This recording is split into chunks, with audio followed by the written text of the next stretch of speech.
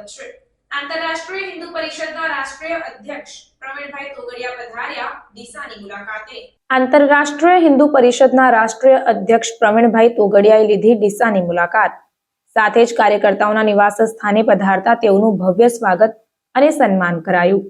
દેશના 1 લાખ કેન્દ્ર પર સાપ્તાહિક શ્રી હનુમાન ચાલીસા કેન્દ્ર અભિયાન અંતર્ગત આંતરરાષ્ટ્રીય હિન્દુ પરિષદના અધ્યક્ષ ડોક્ટર પ્રવીણ તોગડિયાએ ડીસાની મુલાકાત લીધી, જેમાં તેમણે આગામી ચૂંટણીમાં ફરી ભગવો લહેરાશે તેમ જણાવ્યું। આંતરરાષ્ટ્રીય હિન્દુ પરિષદ, રાષ્ટ્રીય બજરંગ દળ, ઓજસ્વીની અને રાષ્ટ્રીય મહિલા પરિષદ દ્વારા દેશમાં સાપ્તાહિક શ્રી હનુમાન ચાલીસાના પાઠ અભિયાનની શરૂઆત કરવામાં આવી છે અને તેના માટે દેશમાં 1 લાખ જેટલા કેન્દ્ર શરૂ કરી શ્રી હનુમાન ચાલીસાના પાઠ કરવામાં આવી રહ્યા છે। ત્યારે આંતરરાષ્ટ્રીય હિન્દુ પરિષદના રાષ્ટ્રીય અધ્યક્ષ ડોક્ટર પ્રવીણ તોગડિયા ડીસાની મુલાકાતે આવ્યા। તેમના સ્વાગત માટે અલગ અલગ હિન્દુ સંગઠનના આગેવાનોએ ફૂલહાર, પુષ્પગુચ્છ આપી તેમનું સ્વાગત કર્યું હતું।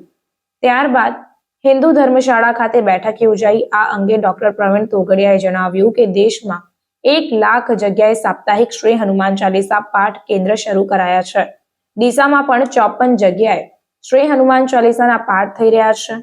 જે રીતે ગામના વિકાસ માટે ટીડીઓ અને ડીડીઓ હોય છે તે રીતે હિન્દુત્વના વિકાસ માટે શ્રી હનુમાન ચાલીસા પાઠ કેન્દ્ર ડેવલપમેન્ટ ઓફિસર હશે, જે ગરીબોને અનાજ આપશે, બાળકોનું ટેલેન્ટ વધારશે, શિક્ષણમાં મદદ કરશે અને રોજગારી માટે પણ મદદ કરશે। આ સિવાય તેમણે આગામી ચૂંટણી સંદર્ભે જણાવ્યું કે દેશમાં હિન્દુત્વ હી જગેગા, હિન્દુત્વ હી જીતેગા, ભગવો જ લહેરાશે।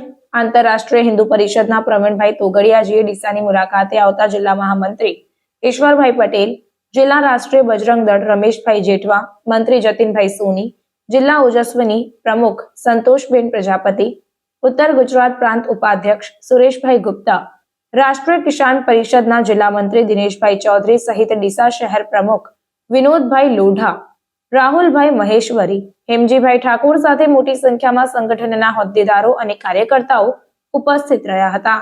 અમે ભારતમાં 1 લાખ જગ્યાએ સાપ્તાહિક હનુમાન ચાલીસા શરૂ કરવાનું અભિયાન શરૂ કર્યું છે। ડીસામાં કેટલા થાય છે? 56। ડીસામાં 56 હનુમાન ચાલીસા કેન્દ્ર ચાલે છે।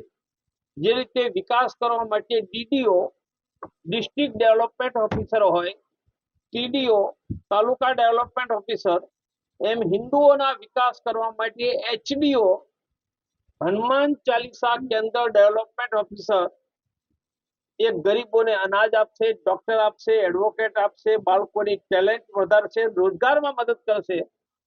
આવું અભિયાન અમે આખા દેશમાં ચલાવ્યું છે અને ડીસામાં 54 હનુમાન ચાલીસા કેન્દ્ર સાથે આખા ગુજરાતમાં સૌથી સફળ કામ ચાલી રહ્યું છે। સાહેબ, લોકસભાની ચૂંટણી આવી રહી છે, હિન્દુત્વની સરકાર છે, થઈ લોકસભામાં સરકાર હિન્દુ હી જીતેગા, ભગવા લહેરા જાયેગા।